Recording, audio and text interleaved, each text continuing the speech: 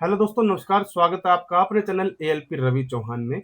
आपने railway group D 2025 का CEN 9 2025 का अगर फॉर्म भरा है, जिसमें 22,000 वैकेंसी है, जिसकी डेट जा चुकी है, 9 मार्च थी, तो आपको अभी कुछ और समझने की आवश्यकता है। कहीं आपका फॉर्म रिजेक्ट तो नहीं हो रहा है। आज मैं आपको 10 से 11 गलतियां बताने वाला हूं इस वीडियो में। अगर आपने वो की हैं तो आपकी मेहनत पर पानी फिर सकता है। अगर आपने वो गलतियां की हैं तो आप अपने एप्लीकेशन फॉर्म, जिसका प्रिंट आपने जरूर ले लिया होगा, उसमें देखिएगा। और उसका मॉडिफिकेशन विंडो अभी खुलेगी 12 तारीख से और 21 मार्च तक वो खुली रहेगी। मतलब 10 दिन का आपके पास में समय है। मात्र 250 रुपए आप रेलवे को पे करके अपने इस मॉडिफिकेशन में करके आप फाइनली ज्वाइनिंग तक के जो सफर है, जहां पर आपको कोई दिक्कत नहीं आएगी डॉक्यूमेंट वेरिफिकेशन में, उसको सही कर सकते हो। सबसे पहले क्या आप बदलाव नहीं कर सकते हो 12 मार्च से 21 मार्च, जो 10 दिन का समय है मॉडिफिकेशन विंडो के अंदर।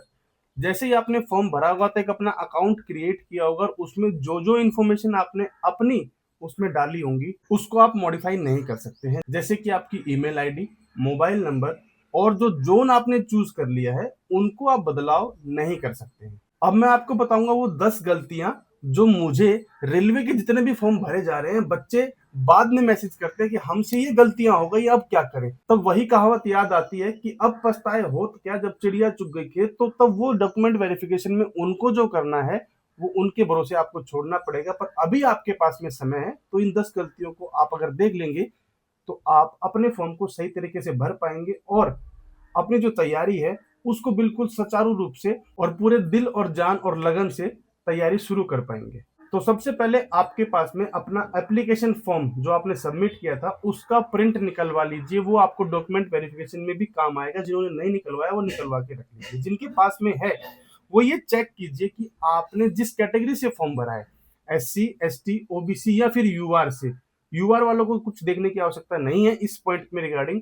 पर अगर आपने किसी कैटेगरी से फॉर्म भरा है तो क्या वो कैटेगरी आपने सही भरी है, उससे रिलेटेड जो डॉक्यूमेंट है वो इसी सेशन का, इसी ईयर का था या नहीं था, उसका जो भी certificate number, date of issuing authority, सभी सही आपने वहां पर डाली है या नहीं, बिल्कुल आपको चेक करने की आवश्यकता है। दूसरा पॉइंट, अगर आप ओबीसी कैटेगरी से आते हैं, और ओबीसी में भी दो कैटेगरी होती है, नॉन क्रीमी लेयर और creamy layer. Creamy layer is equal to UR के बराबर होती है और ओबीसी एनसीएल को रिजर्वेशन में छूट मिलती है, जिसकी वजह से उनकी थोड़ी सी कट ऑफ जनरल से थोड़ी कम जाती है। तो उसमें एक ऑप्शन पूछा जाता है कि आप एज ए ओबीसी एनसीएल होते हुए क्या इसका बेनिफिट उठाना चाहते हैं। तो उसमें ऑप्शन यस और नो होता है, जो आप हर कोई चाहेगा कि यस किया जाए और उसका रिजर्वेशन का कुछ फायदा आपको मिले। पर जो साइबर कैफे वाले होते हैं वो जल्दी जल्दी में आपके उस ऑप्शन को नो कर देते हैं और आप ओबीसी एनसीएल होते हुए भी उसका फायदा नहीं उठा पाते हैं। ये भी डाउट मेरे पास में आई थी और कुछ बच्चों का ऐसा हुआ था। तो अगर आपके पास में ऐसा कुछ दिख रहा है आप अपने एप्लीकेशन फॉर्म में, तो बिल्कुल उसको मॉडिफाई कराना जरूरी है। अदरवाइज फिर आपको या तो फॉर्म रिजेक्ट की कैटेगरी में डाल दिया जाएगा, डॉक्यूमेंट वेरिफिकेशन के समय तक आपके ऊपर तलवार मंडराती रहेगी, या फिर आपको यूआर में कंसिडर किया जाएगा। तीसरा और चौथा मोस्ट इंपॉर्टेंट चीजें हैं जिसमें फॉर्म के रिजेक्शन होने के चांसेस बने रहते हैं। आपके फोटो का अपलोड सही तरीके से होना। जो भी क्राइटेरिया रेलवे ने मांगा हुआ है, जैसे कि आपके चेहरे पे ज्यादा बाल नहीं आने चाहिए, आपको स्पेक्टिकल्स, गूगल्स या फिर कोई स्कार्फ वगैरह पहन के फोटो नहीं खिंचवाना है, जो उस रेशियो है उसके अंदर ही इन बिटवीन आपकी फोटो आनी चाहिए। उसके बाहर इधर उधर हो रहा है तो आपको जरूर दोबारा से फोटो अपलोड करने की आवश्यकता पड़ रही है। चौथा पॉइंट, आपका जो सिग्नेचर है वो ब्लैक पेन से होना कंपलसरी है। ब्लू पेन से अगर आपने डाल दिया है तो हल्के में नहीं लेना। रेलवे बिल्कुल स्ट्रिक्ट एक्शन ले रहा है और डायरेक्टली फॉर्म रिजेक्ट कर रहा है। तो आपने अगर ब्लैक पेन से नहीं किया है तो बिल्कुल आपको दोबारा से अपलोड करने की आवश्यकता है मॉडिफिकेशन विंडो में जाकर। आपने अगर कैपिटल लेटर्स में अपना सिग्नेचर अपलोड किया है, आपने अगर कैपिटल लेटर्स में अपना सिग्नेचर अपलोड किया है, अगर आपके डिसजॉइंट सिग्नेचर है, या फिर ब्लॉक लेटर्स में सिग्नेचर अपलोड किया है, या फिर ब्लू पेन से सिग्नेचर अपलोड किया है, तो आपको भी मॉडिफाई करने की आवश्यकता है। इसमें बिल्कुल भी कोताही रेलवे बरते नहीं और आपका फॉर्म 100% रिजेक्ट होगा अगर आपने ऐसी गलती की। पांचवा पॉइंट, और बिल्कुल ज्वाइनिंग की जड़ तक जाकर आपको वापस घर भेज देने वाला पॉइंट है, 10th की मार्कशीट और आईटीआई की मार्कशीट जिसके बेस पे आप इस फॉर्म को भर रहे हैं, अगर उसका कुछ भी आपने गलत अपलोड किया तो आपका एफिडेविट भी नहीं चलेगा। ये मैं आपको बता देता हूँ। फिलहाल हमारे साथ में कुछ बच्चे ऐसे हैं जिनके साथ ये दिक्कत हुई एएलपी की ज्वाइनिंग में, और उनको वापस भेज दिया गया। उन्होंने बोला सर हम एफिडेविट दे रहे हैं, किसी ने नहीं माना, बोला आप घर जाइए, we will inform you, we will revert you through email और जो भी चीजें हैं प्रोसेस फोन वगैरह के थ्रू आपको बताएंगे आपको क्या करना है आगे। और उसको वापस घर आ गया और उसने फिर मुझे इंस्टा पे मैसेज किया।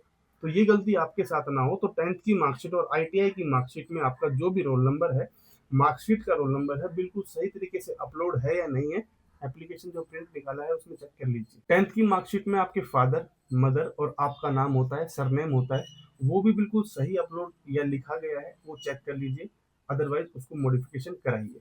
सीसीएए कैंडिडेट्स के लिए एक पॉइंट है, आपने अगर अप्रेंटिस किया हुआ है रेलवे से तो आपने जो फॉर्म, जो एप्लीकेशन में भरते समय जो अपना सर्टिफिकेट डाला होगा उसका रोल नंबर वगैरह चेक कीजिएगा, सीरियल नंबर वगैरह चेक कीजिएगा, सही अपलोड किया है या नहीं। जिन बच्चों ने सीसीएए कैटेगरी के अंदर फॉर्म फिल कर दिया है पर रेलवे से अप्रेंटिस नहीं किया था, बाहर की जो प्राइवेट वगैरह हैं या फिर जो सेमी गवर्नमेंट्स हैं उनसे किया हुआ है, तो वो एलिजिबल नहीं है सीसीए की कैटेगरी के अंदर। आप ये गलती मत कीजिए, रेलवे इस पे स्ट्रिक्ट एक्शन ले सकता है। 2024 की भर्ती में ऐसा बहुत सारे बच्चों ने किया, अब उनके साथ क्या होगा वो देखने वाली बात है। पर अगर आपने प्राइवेट से किया है तो आप सीसीएए नहीं, अपने कैटेगरी या फिर यूआर में फॉर्म को भरिए और वहां से सीसीएए की जो कैटेगरी में आपने फॉर्म भरा है उसको मॉडिफाई कर लीजिए। कुछ बच्चे गलती से या ना समझी से या उनका ईडब्ल्यूएस का सर्टिफिकेट बन जाएगा आगे चल के, अभी वो उसमें अपलोड कर दे रहे हैं पर उनका बनता नहीं है, या फिर नोटिफिकेशन के आने के बाद लास्ट डेट के बाद वो बनता है, तो वो एलिजिबल नहीं है दोस्तों। आपका फॉर्म रिजेक्ट हो जाएगा, आपको दिक्कत हो सकती है। बोर्ड के ऊपर डिपेंड करता है कि वो आपको यूआर में कंसिडर करें या ना करें, बिल्कुल आपका फॉर्म भी रिजेक्ट कर सकते हैं। तो बिल्कुल अगर आपने ईडब्ल्यूएस में गलती से फॉर्म भर दिया है या उम्मीद से भर दिया कि जल्दी बन जाएगा तो मैं बाद में दिखा दूंगा, गलती मत कीजिए, मौका चूक जाएंगे आप, उसको भी कन्वर्ट कर लीजिए यूआर के अंदर। अगर आपने गलती से ना समझी में दो दो डिग्री की है, ये 9वां पॉइंट है हमारा, ना समझी में दो दो डिग्री कर ली है, दोनों सेम सेशन में है और दोनों ही रेगुलर रही हैं और दोनों का टाइम पीरियड सेम रहा है, मॉर्निंग और इवनिंग, तो फिर आप फंसने की कगार पे हैं। आप जो इसमें अदर डॉक्यूमेंट्स या अदर क्वालिफिकेशन में होता है उसमें उसको मत दिखाइएगा और दूसरी डिग्री से कोई भी फॉर्म आप फिल मत कीजिएगा, उसको डम्मी डिग्री मान के छोड़ दीजिए साइड में और केवल अपनी एक डिग्री से इस्तेमाल कीजिए और अपने छोटे भाई बहनों को भी यह सलाह दीजिए। अदरवाइज ये केस रेज हुआ था, एएलपी में एक बच्चे ने ऐसा किया और भाई उसको बहुत ही पेचीदा तरीके से दोबारा से डीवी के लिए बुलाया गया और फिर जो हुआ वो हुआ उसके साथ। 10वां पॉइंट और ये आखिरी पॉइंट है, कोई एक आधा पॉइंट हो सकता है छूट गया हो तो आप बिल्कुल कमेंट्स में उसमें डाल सकते हैं ताकि बड़े छोटे भाइयों को हमारे फॉर्म भरते समय या रिजेक्शन की उस कगार तक ना पहुंचना पड़े। पोस्ट प्रेफरेंस, अगर आप हमारी बहनें हैं या भाई हैं तो आपको जो पोस्ट प्रेफरेंस है, मैं 5 पोस्ट बता रहा हूँ, आपको ये 5 पोस्ट सबसे ऊपर रखनी चाहिए। गलती से आपने कैसे भी इधर उधर भर दिया है तो कोई बात नहीं, अभी चेंज कर सकते हो। आपको करना है पॉइंट्समैन बी को ऊपर, टीएल एंड एसी असिस्टेंट को ऊपर, असिस्टेंट वर्कशॉप को ऊपर, असिस्टेंट लोको शेड को ऊपर, असिस्टेंट सिग्नल को ऊपर। ये 5-6 पोस्ट है, इनको ऊपर ही रखिए। आप ऊपर नीचे जो है इनमें आपस में 5-6 में कर सकते हैं, पर उनके बाद ही जितनी पोस्ट बच जाती है उनको डालिएगा। ट्रैक मशीन वाले में भी आप भर सकते हैं, वो भी अच्छी पोस्ट है। और अगर ये 10-11 पॉइंट आपने सही तरीके से, आपकी कोई डाउट नहीं है, सब बिल्कुल सही है, तो आपको चिंता करने की आवश्यकता नहीं है। ये आप अपना मॉडिफिकेशन विंडो वगैरह छोड़ दीजिए, अब तैयारी की तरफ आगे बढ़ जाइए। अब की बार कंपटीशन उसी तरह होगा जैसे 2024 में हुआ और कट ऑफ काफी हाई जाएगी। अगर आपने सही में माना है कि मैं सिलेक्शन लूंगा तो भाई मेहनत कीजिए, 80 से ऊपर मॉक टेस्ट वगैरह में आपके नंबर आने चाहिए और आपकी तैयारी उसी अनुसार होनी चाहिए। कुछ बच्चे मुझे कह रहे हैं कि सर हमें गाइड कीजिए आरआरबी ग्रुप डी 2025 के लिए। जैसे मैंने एएलपी 2025 का एक व्हाट्सएप ग्रुप बनाया है जहां पर हम जुड़ रहे हैं, सभी बच्चे अपने नोट्स जो हम क्रिएशन कर रहे हैं, जो मेरे पास में डाटा है वो हम शेयर कर रहे हैं और उनसे बातचीत कर रहे हैं टाइम टू टाइम जैसे ही मुझे टाइम मिलता है। तो क्या आपको भी लगता है कि हमें एक WhatsApp group railway group D का भी बनाना चाहिए, तो आप कमेंट कीजिएगा।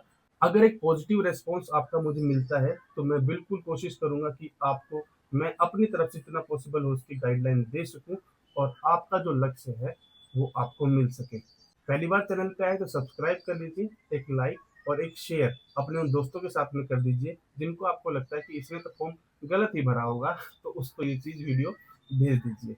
बने रहेंगे आपके साथ इसी तरह इन्फॉर्मेटिव वीडियोज़ के लिए। जय हिंद, जय भारत, राम राम दोस्तों।